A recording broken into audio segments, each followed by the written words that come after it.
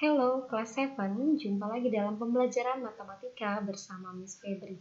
Oke ya, pada kesempatan kali ini kita akan melanjutkan pembelajaran kita tentang operasi pada bilangan bulat, yaitu operasi perkalian. Oke, simak baik ya, Nak. Nah, jadi perhatikan yang pertama, ada gambar resep di samping ya, Nak ya, yaitu resep dari rumah sakit ABC. Jadi perhatikan di sini ada resep obat paracetamol, ya resepnya 3 dikali 1, diminum 3 kali 1.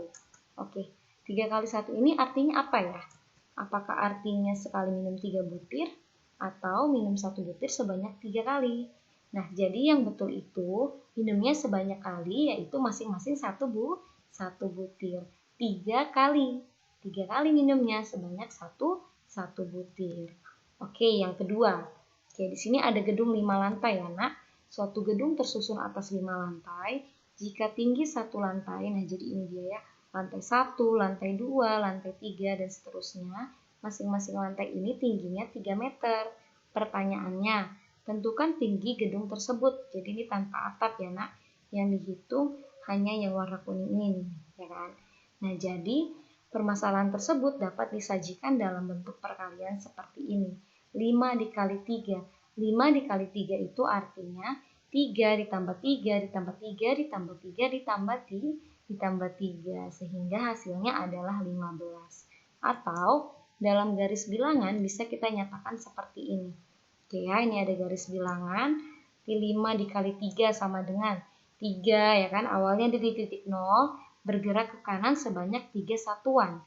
3 ditambah 3 ditambah 3, ditambah 3, ditambah 3 ya kan.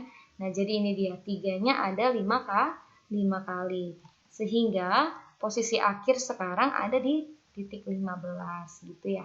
Berarti kesimpulannya tinggi gedung tersebut adalah 15 meter. Bisa ya. Nah, sehingga bisa kita simpulkan bahwa A kali B itu artinya adalah B dikali B dikali B gitu ya. Sebanyak A kali. Perkalian B berulang sebanyak A kali.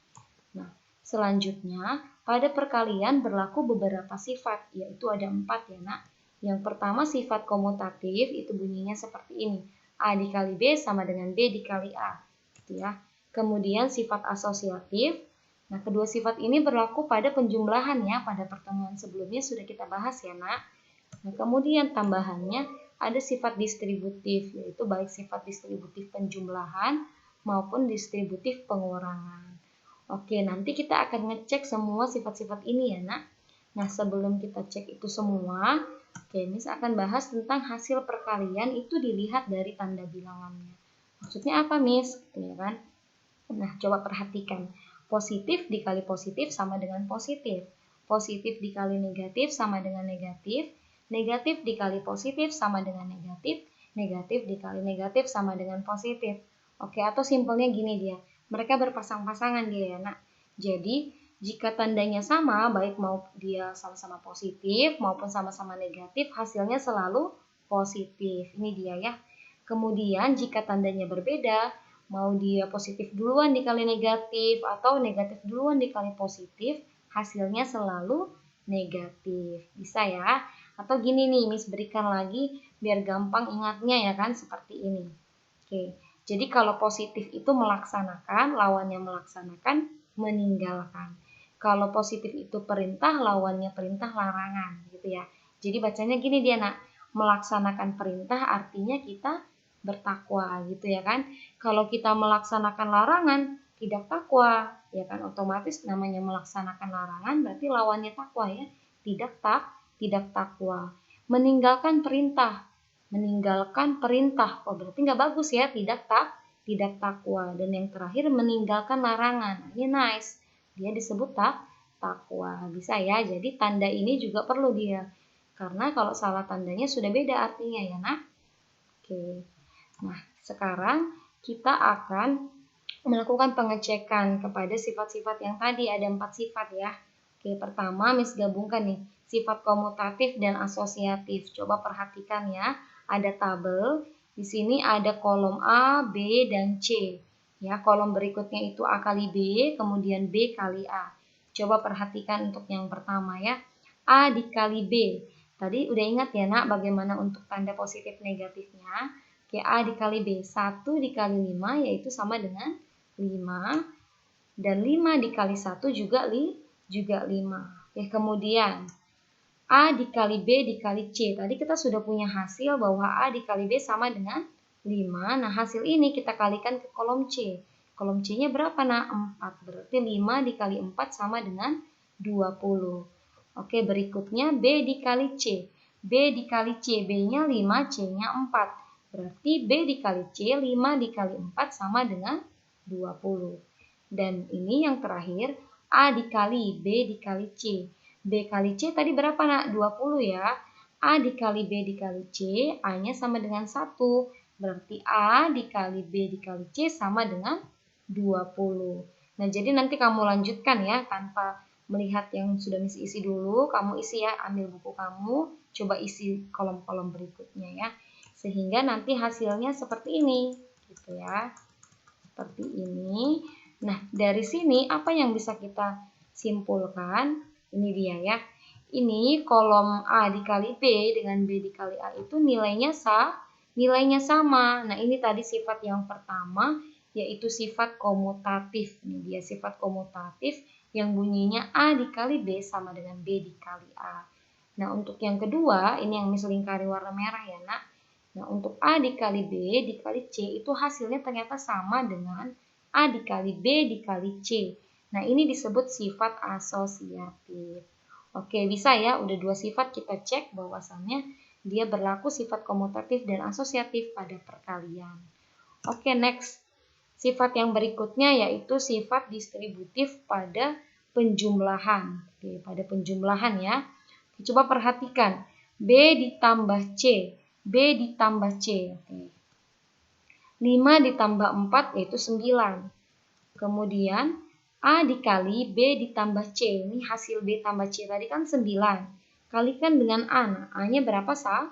1 dikali 9 sama dengan 9. Oke, berikutnya. A dikali B berarti 1 dikali 5 sama dengan 5. Dan A dikali C 1 dikali 4 sama dengan 4. Oke, sehingga jika A dikali B ditambah A dikali C, A dikali B berapa tadi? 5. A kali C 4. Maka 5 ditambah 4 sama dengan 9. Nah, seperti halnya tadi untuk tabel yang sebelumnya, kamu lakukan lagi hal yang sama ya, nah isi untuk kolom-kolom berikutnya. Sehingga kita peroleh seperti ini. Nah, jadi dari sini apa yang bisa kita simpulkan lagi? Nah, jadi ini dia ya, Miss tandai dengan warna merah-merah ini ya, Nak. Bahwasannya A dikali B ditambah C hasilnya sama dengan A dikali B ditambah A dikali C. Nah, ini disebut sebagai sifat distributif pada penjumlahan. Bisa kira-kira ya. Nah, yang terakhir ini untuk sifat distributif perkalian terhadap pengurangan. Pengurangan ini ya.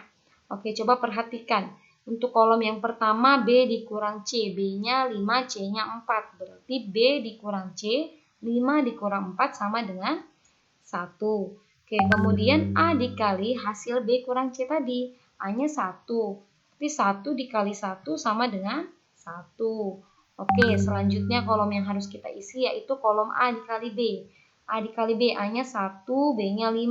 1 dikali 5 sama dengan 5. Dan A dikali C, 1 dikali 4 sama dengan 4. Oke, sehingga kita lihat di sini A dikali B. Ini tadi A dikali B ya, Nak.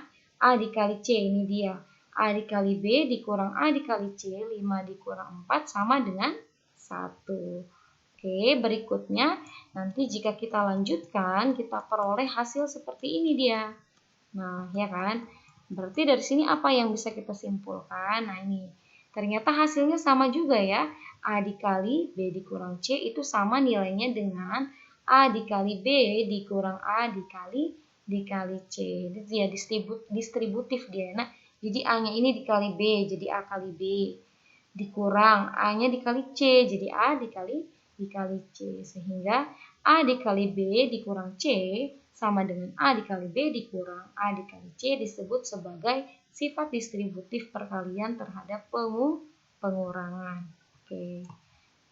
Nah, jadi tadi sudah banyak ya, Nak, kita bersama-sama mengerjakan contoh soal tadi. Nah, sekarang giliran kamu kerjakan latihan berikut ini ya. Jadi gunakan sifat distributif seperti contoh yang tadi sudah Miss berikan. Untuk soal yang pertama distributif penjumlahan, untuk soal yang kedua adalah distributif pengurangan. Oke ya. Sekian untuk hari ini. Thank you for your attention.